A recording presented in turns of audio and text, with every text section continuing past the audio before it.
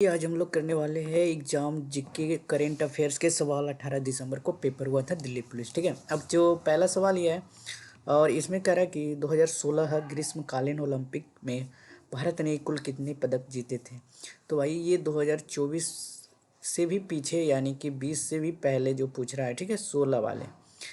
तो देखो भाई, सबसे पहले कि ये जो टोक्यो में 2020 में हुआ था, जिसमें कि 7 मेडल आए, जिसमें कि गोल्ड था किसका, नीरज चोपड़ा का। सिल्वर था मीराबाई चानू का, किसमें, वेट लिफ्टिंग में। और एक और था रवि कुमार दहिया जो कि रेसलिंग से थे।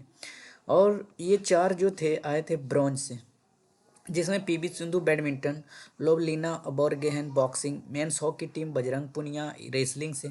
ठीक है, अब ये तो हुआ 2020 वाले। अब 2016 वाले देख लो। रियो डी जेनरियो ग्रीष्मकालीन ओलंपिक हुआ था। ठीक है, जिसमें कुल 2 पदक जीते थे। ये दोनों पदक क्या थे, सिल्वर थे। जिसमें एक था पीवी सिंधु का। ठीक है, और पीवी सिंधु ने फिर से ब्रॉन्ज लिया था 2020 में। ठीक है, तो लगातार 2 यानी कि कंजुगेट ओलंपिक में रजत यानी कि पदक जो मिला पीवी सिंधु को। फाइनल में स्पेन के कैरोलिना मारिन से हार गई। साक्षी मलिक ने महिला कुश्ती 58 किलोग्राम फ्री स्टाइल में रजत पदक जीता था। ठीक है, उस समय का। अच्छा, अब ये जो है 2020 वाले भी डिस्कस कर 24 वाले भी डिस्कस कर ही लेते हैं। ठीक है, तो भाई ये जो 2024 वाले हुआ था, ठीक है, सबसे पहले तो ये पेरिस में हुआ था, सभी को पता है। पेरिस में हुआ था, जिसमें कि 6 मेडल जो थे इंडिया को मिला था। 6 मेडल में एक सिल्वर था, इसमें कोई गोल्ड नहीं था, और 5 जो था ब्रॉन्ज था। समझ में आ गया। जिसमें कि नीरज चोपड़ा सिल्वर जीता था, पाकिस्तान वाले। अहमद जो थे फर्स्ट गए थे इसमें। और एक था मन्नू भाकर, ठीक है, ब्रॉन्ज। एक कौन थे, स्वप्निल सिंह। ठीक है, Swapnil Singh Indians men's hockey bronze लगातार जीते। ठीक है, अमन सहरावत ब्रॉन्ज। ठीक है, अमन सहरावत ये जो फ्री रेसलिंग में 57 किलोग्राम में ब्रॉन्ज जीते थे। ठीक है भाई, तो इस तरह से 2024 वाला हो गया। कह रहा है कि अब तक के सबसे अधिक ओलंपिक स्वर्ण पदक किसके पास है भाई।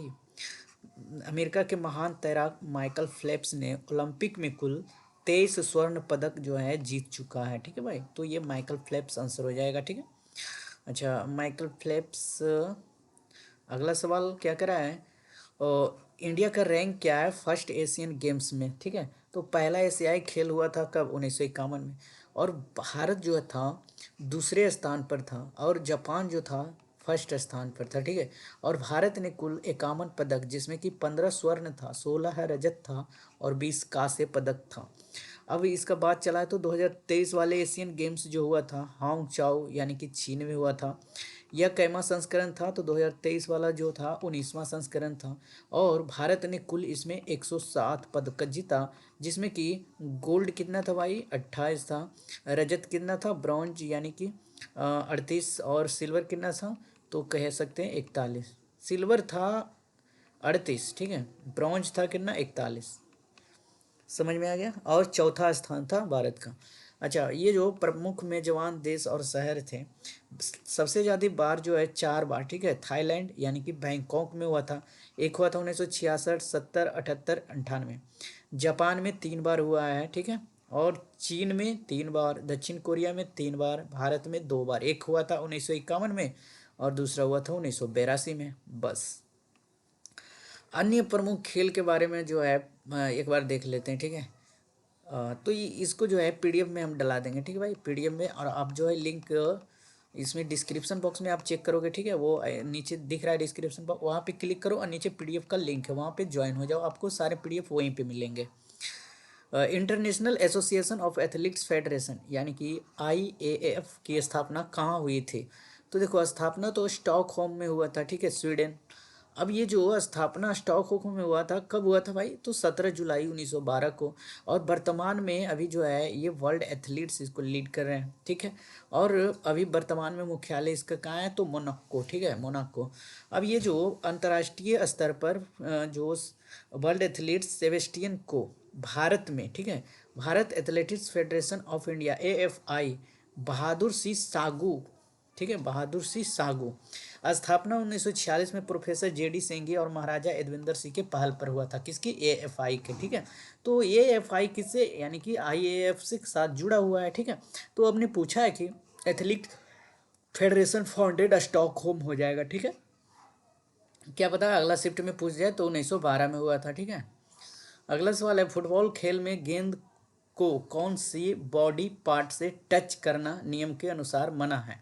तो जब आप फुटबॉल खेलते हुए खिलाड़ी को देखते होंगे, ठीक है, मेसी, रोनाल्डो, तो जब मतलब कौन सा बॉडी टच हो जाता है, ठीक है, पार्ट में, तो वो क्या होता है कि फाउल हो जाता है, बताओ। तो फुटबॉल जो है, खिलाड़ी गेंद को पैर, सिर, छाती, जांग आदि से खेल सकता है, लेकिन जब हाथ या फिर हाथ का कोई हैंड आर्म से गेंद को छूना नियमों के क्या है भाई, विरुद्ध है। केवल गोलकीपर अपने पेनाल्टी एरिया के अंदर हाथ से जो गेंद को रोक सकता है, पकड़ सकता है। अब इसमें जो है सवाल क्या रिलेटेड आएगा कि फुटबॉल शब्द से कौन सा शब्द जुड़ा हुआ है। तो फुटबॉल में आ जाएगा सबसे पहले ड्रिबल, ठीक है, ड्रिबल होता है, ऑफसाइड गोल्ड होता है, पेनाल्टी किक होता है, free kick, corner kick, hat trick, foul, tackle, defender, midfielder, forward header, bicycle kick और थ्रो इन, ठीक है। तो ये सब जो है फुटबॉल के जो है की वर्ड है, ठीक है, वर्ड है, आपको रिलेटेड पूछ सकता है। कह रहा है कि यानी कि महिलाओं की भाला प्रतियोगिता को ओलंपिक कार्यक्रम में किस वर्ष जोड़ा गया था।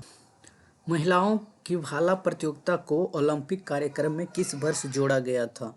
तो महिलाओं की भाला फेंक स्पर्धा को 1932 के लॉस एंजलिस, जो कि ग्रीष्मकालीन ओलंपिक था, ठीक है भाई, ये शामिल किया गया था। तो कब हो जाएगा, 1932, ऑप्शन सी हो जाएगा, ठीक है।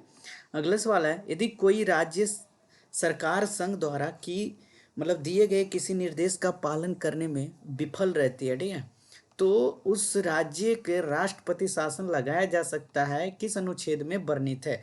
तो भाई तीन तीन शासन यानी कि जो है राष्ट्रपति यानी कि शासन लगता है, ठीक है। राष्ट्रपति शासन जो है 365 स्पष्ट रूप से कहा गया है कि यदि कोई राज्य सरकार संघ द्वारा दिए गए निर्देश को पालन करने में विफल रहती है तो राष्ट्रपति यह घोषणा कर सकता है, ठीक है, जिसमें अनुच्छेद 356 जो है 360 जो है वित्तीय आपातकाल है, ठीक है भाई, और 356 352 जो है वो कब लगता है, राष्ट्रपति शासन, जब कोई वहाँ का मुख्यमंत्री नहीं रहता है तो, ठीक है, या फिर मतलब कहीं पर कुछ हो गया, ठीक है, दुर्घटना, राज्य संभाल नहीं पा रहा है तो वो भी हो सकता है, ठीक है। 352 किस संशोधन में मतदान की आयु 21 वर्ष से घटाकर 18 वर्ष कर दिया गया है। तो 61वां यानी कि संशोधन हुआ था 1988 में हुआ था, और यह 21 से जो पहले 21 था अब मतलब मतदान करने की आयु जो है 18 कर दिया गया। तो यहाँ पे आंसर हो जाएगा 61 हो जाएगा, ठीक है। अगला सवाल था कि भारतीय संविधान में मौलिक अधिकारों को निलंबन की अवधारणा किस देश के संविधान से ली गई है। मतलब फंडामेंटल कॉन्स्टिट्यूशन में जो फंडामेंटल राइट लिया गया है, तो suspension of fundamental right which country मतलब कौन से कंट्री से लिया गया है। तो ये जर्मनी के बीमार संविधान से लिया गया है, ठीक है, बेमार बोल सकते हो, ठीक है। ये अनुच्छेद 358 और 359 के माध्यम से कहा गया। तो यहाँ पे आंसर हो जाएगा जर्मनी। निम्नलिखित में से कौन सा संघवाद की विशेषता नहीं है, मतलब कि फीचर ऑफ फेडरलिज्म नहीं है। तो संघवाद की प्रमुख विशेषताओं में लिखित संविधान है, सभी बात है। शक्तियों का केंद्र राज्य के बीच जो है विभाजन है, जिसमें कि संघ सूची, राज्य सूची, संवर्ती सूची इस तरह से शामिल है। और ये जो है संवर्ती सूची कौन से यानी कि सूची में है भाई, 7वीं अनुसूची में, ठीक है। और स्वतंत्र न्यायपालिका शामिल है जो संविधान के सर्वोच्च सुनिश्चित करती है। तो आंसर तो हो जाएगा यहाँ पे लिखित संविधान। शक्तियों का विभाजन है, सिंगल सिटीजनशिप है और इंडिपेंडेंट जुडिशरी है। अगला सवाल है, निम्नलिखित में से कौन सा राष्ट्रपति की शक्ति नहीं है। तो appointment of the prime minister, अब वीटो, कानून मसौदा, संदेश भेजना। देखो संविधान के अनुसार राष्ट्रपति को प्रधानमंत्री की नियुक्ति अनुच्छेद 75 जो है संसद को संदेश भेजना संबोधित करना, अनुच्छेद 86-87 और वीटो शक्ति यानी कि जिसे पॉकेट वीटो भी कहते हैं जैसी शक्तियां प्राप्त है। यानी कि प्रधानमंत्री भी बना सकता है, मैसेज भी भेज सकता है, वीटो भी पार सकता है, लेकिन कानून का मसौदा तैयार करना ये किसका अधिकार है? तो सांसद का अधिकार है। किसका? सांसद का अधिकार है। कौन से आर्टिकल के द्वारा? तो 107 और 108 आर्टिकल के द्वारा। ठीक है भाई। अब अध्यादेश कब जारी कर सकता है, मतलब कौन से अनुच्छेद के अनुसार? तो 123। अच्छा, ये राज्यपाल अध्यादेश कब कैसे जारी करेगा? तो इसको 3231 कर दो। ठीक है भाई, यही होता है ना 231। हाँ। अगला सवाल है यूसीसी का फुल फॉर्म क्या है? तो यूनिफॉर्म सिविल कोड, आर्टिकल 44। और उत्तराखंड में 27 जनवरी 2025 को जो है पहला राज्य स्तर पर इसे लागू कर दिया गया है। ठीक है। बीएनएस के अनुसार किस रियल अपराधी माना जाता है, मतलब किसे जो है? तो देखो, भारतीय न्याय संहिता के अनुसार सभी व्यक्ति जो कोई भी अपराध को अंजाम देने में और किसी भी तरह से शामिल है उसे जो है अपराधी माना जा सकता है। जैसे कि आपने कोई क्राइम किया, कमिट किया और आपके साथी भी आपके साथ थे तो उसको भी जो है साथ साथ जेल जाना पड़ेगा। ठीक है। तो जो सिर्फ अपराध करता है, जो अपराध में शामिल भी होता है, ठीक है, ये भी हो सकता है।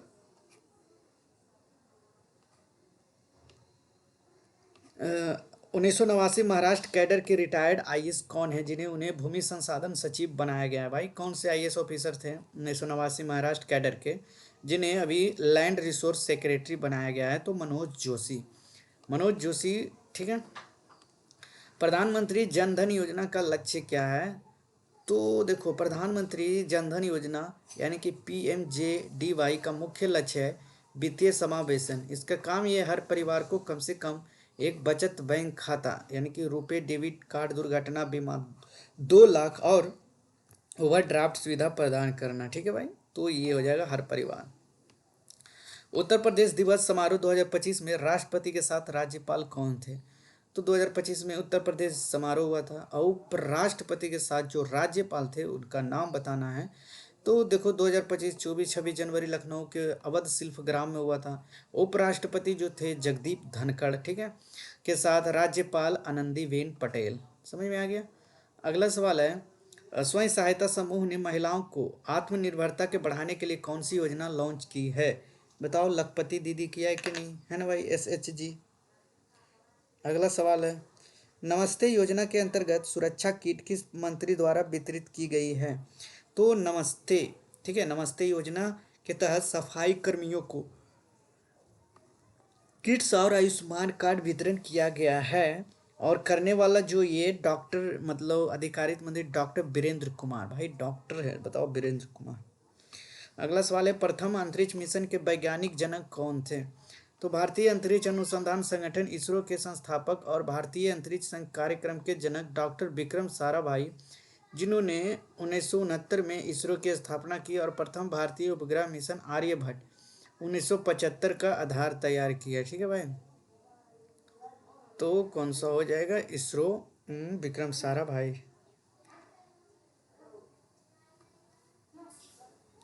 अगला सवाल है who is the current governor of Haryana? Haryana के भी राज्यपाल कौन है? तो प्रोफेसर असीम कुमार घोष। ठीक है। अगला सवाल है 2025 में न्यूजीलैंड के प्रधानमंत्री कौन बने हैं? तो Christopher Luxon. Christopher Luxon answer हो जाएगा। समझ में आ गया। भारत के महान्यायवादी की नियुक्ति किसके द्वारा की जाती है? तो अटॉर्नी जनरल की नियुक्ति जो है भारत के राष्ट्रपति द्वारा किया जाता है। अगला सवाल है योजना आयोग की स्थापना कब हुई थी? तो ये योजना आयोग 15 मार्च 1950 को हुआ था। ठीक है, 15 मार्च 1950 को पंडित जवाहरलाल नेहरू। योजना आयोग अब कब हो गया था? 1 अप्रैल 2015 से ये हो गया नीति आयोग। ठीक है। समान नागरिक संहिता किस अनुच्छेद में है? तो आर्टिकल 44। आर्टिकल जल्लीकट्टू किस राज्य से संबंधित है? तो जल्लीकट्टू ये तमिलनाडु से हो जाएगा। ठीक है भाई, तो सवाल कैसा लगा आपको? अच्छा लगे तो कमेंट कीजिए और जो है सारे सवालों के PDF जो है आपको टेलीग्राम चैनल पे मिल जाएगा। मिलते हैं नेक्स्ट वीडियो में। धन्यवाद।